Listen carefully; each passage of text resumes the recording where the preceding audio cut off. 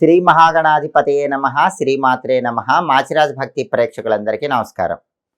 December 21వ తేదీ నుంచి డిసెంబర్ 31వ తేదీ వరకు మేషాది ద్వాదశ రాశులకి ఈ 11 రోజుల్లో ఏ గ్రహాలు యోగిస్తున్నాయో, ఏ గ్రహాలు యోగించటం లేదో, యోగించని గ్రహాలు యోగించాలంటే ఎలాంటి ప్రత్యేకమైన పరిహారాలు చేసుకోవాలో, ఏ దేవీ దేవతల ఆలయ దర్శనం చేసుకోవాలో, ఎలాంటి మంత్రాలు జపించుకోవాలో, ఎటువంటి స్తోత్రాలు చదువుకోవాలో, ఎటువంటి దానాలు నిర్వహించాలో, సకల దేవతా స్వరూపమైన గోమాతకు ఎటువంటి ఆహారం తినిపిస్తే యోగించని గ్రహాలు యోగిస్తాయో, ద్వాదశ రాశుల వారికి ఈ 11 రోజుల్లో రాశి ఫలితాలు ఏ విధంగా ఉండబోతున్నాయో ఈ వీడియోలో మనం తెలుసుకుందాం. తదుపరి కర్కాటక రాశి. కర్కాటక రాశి వాళ్ళకి డిసెంబర్ 21వ తేదీ నుంచి డిసెంబర్ 31వ తేదీ వరకు ఈ 11 రోజుల్లో గ్రహాల సంచారాన్ని పరిశీలిస్తే సూర్యుడు 6వ స్థానంలో సంచారం చేస్తూ అద్భుతంగా యోగిస్తున్నాడు. సూర్యుడి బలం బాగుంది కాబట్టి ఆఫీసులో శత్రువులు నశించిపోతారు. కర్కాటక రాశి వాళ్ళకి ఆఫీసులో బాస్ కానీ కొలీగ్స్ కానీ అందరూ సపోర్ట్గా ఉంటారు. బాసు ప్రమోషన్ కోసం ట్రై చేస్తే ప్రమోషన్ శాంక్షన్ చేసే అవకాశం ఉంది. అలాగే కొలీగ్స్ అందరూ అనుకూలంగా ఉంటారు. ఆఫీసులో పాలిటిక్స్ అన్నీ తొలగిపోతాయి. బహిర్గత అంతర్గత శత్రువులు ఆఫీసులో నశించిపోతారు. రాజకీయాల్లో కర్కాటక రాశి వాళ్ళు చక్రం తిప్పగలుగుతారు. అలాగే అగ్రికల్చర్ వ్యవసాయంలో కూడా మంచి లాభాలు పొందగలుగుతారు. తండ్రి వల్ల మంచి ప్రయోజనాలు ఉంటాయి. తండ్రితో రిలేషన్ బాగుంటుంది. కర్కాటక రాశి వాళ్ళకి ఇంతకుముందు తండ్రితో గొడవలు ఉంటే అవన్నీ తొలగిపోతాయి. తండ్రితో రిలేషన్ బాగుంటుంది. అలాగే తండ్రి వైపు నుంచి ఏదైనా అదృష్టం కలిసి రావాలన్నా కలిసి వచ్చే సూచనలు ఉన్నాయి. తండ్రి వైపు బంధువులు కూడా సపోర్ట్గా ఉంటారు. ఆరోగ్యం చాలా బాగుంటుంది. అనారోగ్య సమస్యలన్నీ తొలగిపోతాయి. సూర్యుడు అద్భుతంగా 6వ స్థానంలో యోగిస్తున్నాడు కాబట్టి ఈ ప్రయోజనాలు కర్కాటక రాశి వాళ్ళకు కనిపిస్తాయి. అలాగే బుధుడు 5, 6 స్థానాల్లో ఉన్నాడు. మొదటి 8 రోజులు 5వ సంచారం చేస్తున్నాడు. అంత గొప్పగా లేడు. మొదటి 8 రోజుల్లో విద్యా ఉద్యోగ వ్యాపార రంగాల్లో కొద్దిగా వ్యతిరేక ఫలితాలు ఉంటాయి. అయితే 29, 30, 31 ఈ 3 రోజుల్లో మాత్రం కర్కాటక రాశి వాళ్ళకి విద్యార్థులకు తిరుగులేదు. బ్రహ్మాండమైన ర్యాంకులు వచ్చే అవకాశం ఉంది. అలాగే కొత్త జాబ్ కోసం ఇంటర్వ్యూకి వెళ్ళినా కూడా 29, 30, 31 ఈ 3 రోజుల్లో ఇంటర్వ్యూకి వెళ్ళండి. 100% ఇంటర్వ్యూలో సెలెక్ట్ అయ్యి క్వాలిఫికేషన్కి తగిన జాబ్ వస్తుంది.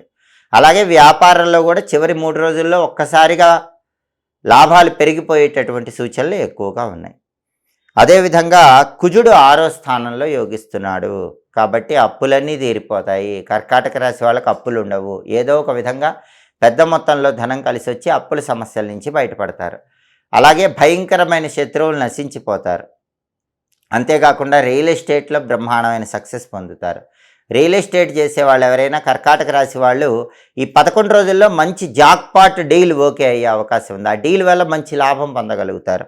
బ్యాంక్ లోన్లు శాంక్షన్ అయ్యే యోగం కూడా కర్కాటక రాశి వాళ్ళకు ఉంది. ఎవరైనా కర్కాటక రాశి వాళ్ళు బ్యాంక్ లోన్ కోసం ట్రై చేసుకోండి. ఖచ్చితంగా లోన్ శాంక్షన్ అయ్యే అవకాశాలు చాలా ఎక్కువగా కనిపిస్తున్నాయి. అంతేకాకుండా కర్కాటక రాశి వాళ్ళకి సోదరులతో ఉన్న గొడవలన్నీ తొలగిపోతాయి. సోదరులతో ఉన్న డిస్ప్యూట్స్ క్లియర్ అయిపోయి వాళ్ళతో అన్యోన్యత అనేది పెంపొందింపజేసుకోవడానికి అవకాశం ఉంది. కుజుడు చాలా అద్భుతంగా ఉన్నాడు. అలాగే కర్కాటక రాశి వాళ్ళకి శుక్రుడు మళ్ళీ బాలేడు. శుక్రుడు 6వ స్థానంలో వ్యతిరేక ఫలితాలు ఇస్తున్నాడు. దీనివల్ల మనీ ఎక్స్పెండిచర్ అనేది ఎక్కువ అవుతుంది. డబ్బు ఖర్చు ఎక్కువగా కనిపిస్తూ ఉంటుంది. సినిమా టీవీ రంగాల్లో, సంగీత నాట్య రంగాల్లో కొత్త అవకాశాలు పొందటానికి మాత్రం బలం చాలా అద్భుతంగా ఉంది. అలాగే టెక్స్టైల్, లేడీస్ శుక్రుడిది మళ్ళీ చెప్తున్నాను. శుక్రుడు కర్కాటక రాశి వాళ్ళకి 6వ స్థానంలో సంచారం చేస్తూ వ్యతిరేక ఫలితాలు ఇస్తున్నాడు. కాబట్టి సినిమా టీవీ రంగాల్లో, సంగీత నాట్య రంగాల్లో కొత్త అవకాశాలు అందిపుచ్చుకోవటం ఆలస్యం అవుతూ ఉంటుంది. కళారంగం అంత గొప్పగా ఉండదు. టెక్స్టైల్, లేడీస్ ఎంపోరియం, బొటిక్ లాంటి వ్యాపారాల్లో కూడా పెద్దగా లాభాలు ఏమి కనిపించవు. అలాగే భార్యాభర్తల మధ్య కూడా చిన్న విషయాలకే కొద్దిగా గొడవలు అయ్యే అవకాశం ఉంది. ఆడవాళ్ళకి గైనిక్ ప్రాబ్లమ్స్ వల్ల కొద్దిగా ఇబ్బందులు కలిగే సూచనలు ఉన్నాయి. శుక్రుడి బలం లేదు కాబట్టి ఈ రకమైనటువంటి ఫలితాలు కర్కాటక రాశి వాళ్ళకు వస్తాయి. కాబట్టి శుక్రుడి బలం పెంచుకోవటం కోసం ప్రతిరోజు శ్రీమాత్రే నమః అనే మంత్రాన్ని 21 సార్లు చదువుకోవాలి. లలితా సహస్రనామ స్తోత్రం చాంటింగ్ వినాలి. నానబెట్టిన అలసందలు అంటే బొబ్బర్లు ఆవుకు తినిపించాలి. 1.5 kg అలసందలు తెల్లటి వస్త్రంలో మూట కట్టి పంతులు గారికి దానం ఇవ్వాలి. అప్పుడు శుక్రుడి బలం పెరుగుతుంది. అనుకూల ఫలితాలు పొందవచ్చు. కాబట్టి కర్కాటక రాశి వాళ్ళకి రవి బలం అద్భుతంగా ఉంది. రవికి ఎలాంటి పరిహారాలు అక్కర్లేదు. కుజుడి బలం అద్భుతంగా ఉంది. కుజుడికి ఎలాంటి పరిహారాలు అక్కర్లేదు. బుధుడి బలము మొదటి 8 రోజులు లేదు, చివరి 3 రోజుల్లో మాత్రం బ్రహ్మాండంగా ఉంది. మొదటి 8 రోజుల్లో మాత్రం బుధుడి బలం వచ్చి విద్యా ఉద్యోగ వ్యాపార రంగాల్లో రాణించాలంటే డిసెంబర్ 21 నుంచి డిసెంబర్ 28 వరకు ఈ సమయంలో మాత్రం ప్రతిరోజు గం గణపతయే నమః అనే మంత్రం 21 సార్లు చదువుకోవటం, సంకటనాశక గణేష స్తోత్రం వినటం, నానబెట్టిన పెసలు ఆవుకు పెట్టడం, కేజింబావు పెసలు ఆకుపచ్చ వస్త్రంలో మూటగట్టి దానం ఇవ్వటం చేయాలి. ఇవన్నీ కూడా బుధుడికి సంబంధించినవి 21వ తేదీ నుంచి 28వ తేదీ వరకు మాత్రమే చేయాలి. అలా చేస్తే బుధుడి బలం కూడా పెరుగుతుంది. కాబట్టి కర్కాటక రాశి వాళ్ళు గ్రహాలు ఇచ్చే వ్యతిరేక ఫలితాలు తొలగింపజేసుకోవడానికి ఈ పరిహారాలు చేసుకుంటే ఈ 11 నెలల్లో అనుకూల ఫలితాలు అందిపుచ్చుకోవచ్చు. ఏ రాశి వాళ్ళైనా సరే అనుకున్న పనులు అనుకున్నట్లు పూర్తి కావాలంటే, విఘ్నాలు అనేవి లేకుండా ఉండాలంటే, కార్యసిద్ధి లభించాలంటే కొన్ని ప్రత్యేకమైన విధి విధానాలు పాటించాలి. వాటిలో ముఖ్యమైన విధి విధానం ఏంటంటే, ప్రతిరోజు మీరు గడప దాటి బయటికి వెళ్లే ముందు ఓం వర్ధనాయ నమః అనే మంత్రాన్ని 21 లేదా 11 సార్లు చదువుకొని వెళ్ళండి. ఓం వర్ధనాయ నమః ఈ మంత్రం చదువుకొని వెళితే మీరు దినదిన ప్రవర్ధమానమవుతారు. మీ పనుల్లో సులభంగా విజయం చేకూరుతుంది. అలాగే ముఖ్యమైన పని మీద బయటికి వెళ్ళేటప్పుడు, చాలా కష్టసాధ్యమైన పనిలో విజయం సాధించాలంటే కపిల గోవుకు బెల్లం తినిపించి వెళ్ళండి. కపిల గోవుకు బెల్లం తినిపించి వెళితే కష్టసాధ్యమైన పనుల్లో విజయం చేకూరుతుంది. అలాగే చాలామందికి ఏ పని ప్రారంభించినా సరే ఆ పనిలో ఎప్పుడూ ఏదో ఒక ఆటంకాలు వస్తూ ఉంటాయి. ఒక ఆటంకం తర్వాత ఇంకొక ఆటంకం వస్తూ ఉంటుంది. పనులు తొందరగా పూర్తవవు. అనుకున్న పనులు అవ్వకుండా ఇబ్బంది పడుతున్న వాళ్ళు ఎవరైనా సరే, అనుకున్న పనులు అనుకున్నట్లుగా పూర్తి కావాలంటే ఏ పని ప్రారంభించినా సరే ముందుగా వినాయకుడి ఆలయ ప్రాంగణంలో కొబ్బరి చిప్పల దీపాన్ని వెలిగించి ఆ పనిని ప్రారంభించండి. చాలా శక్తివంతమైన దీపం కొబ్బరి చిప్పల దీపం. ఈ కొబ్బరి చిప్పల దీపం వినాయకుడి ఆలయంలో ఎలా వెలిగించాలంటే, ఎండిపోయినటువంటి కొబ్బరి చిప్పలు తీసుకోండి. వాటిలో కొబ్బరి మొత్తం పూర్తిగా తీసివేయాలి.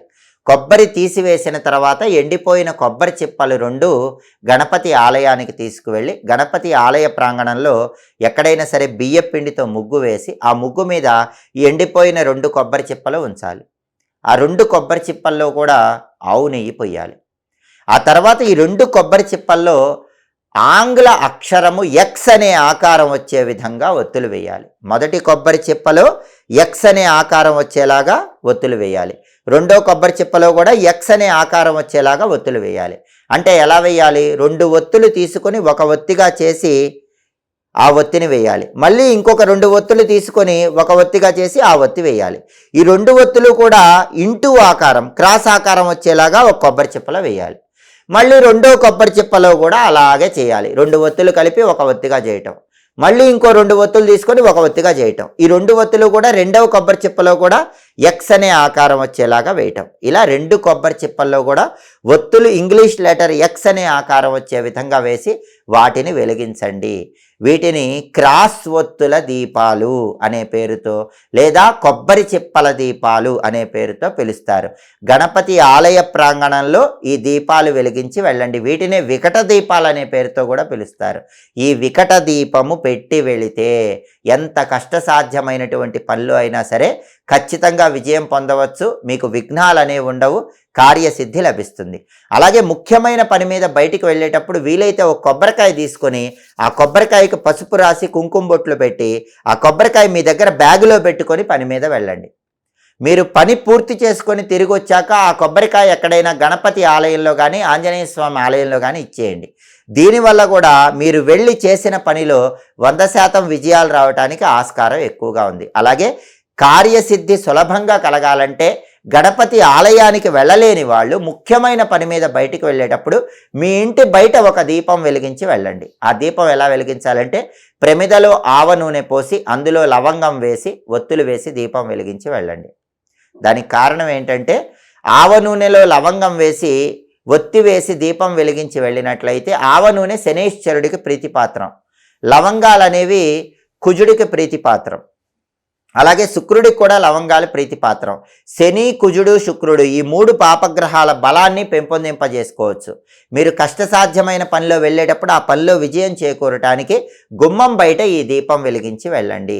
దేవాలయానికి వెళ్ళి వికట దీపం, క్రాస్ ఒత్తుల దీపం, కొబ్బరి చిప్పల దీపం వెలిగించి వెళితే ఇంకా అద్భుత ఫలితాలు కలుగుతాయి. దేవాలయానికి వెళ్ళలేని వాళ్ళు మీ ఇంటి బయటే ఈ ప్రత్యేకమైన ఆవ నూనె దీపాన్ని వెలిగించి వెళ్ళినా పాపగ్రహాలు ఇచ్చే వ్యతిరేక ఫలితాలు తొలగిపోయి అనుకున్న పనులు అనుకున్నట్లు దిగ్విజయంగా పూర్తి చేసుకోవచ్చు. ఎప్పటికప్పుడు దినఫలాలు తెలుసుకోవాలన్నా, 10 రోజులకు ఒకసారి గ్రహాల సంచారం బట్టి రాశి ఫలితాలు తెలుసుకోవాలన్నా, మాస ఫలితాలు తెలుసుకోవాలన్నా, సంవత్సర ఫలితాలు తెలుసుకోవాలన్నా, గ్రహాల సంచారంలో వచ్చే మార్పును బట్టి పాటించాల్సిన పరిహారాలు తెలుసుకోవాలన్నా మా మాచిరాజు భక్తి ఛానల్ తప్పకుండా చూడండి. మా వీడియోస్ మీకు నచ్చినట్లయితే మా ఛానల్ లైక్ చేయండి, కామెంట్ చేయండి.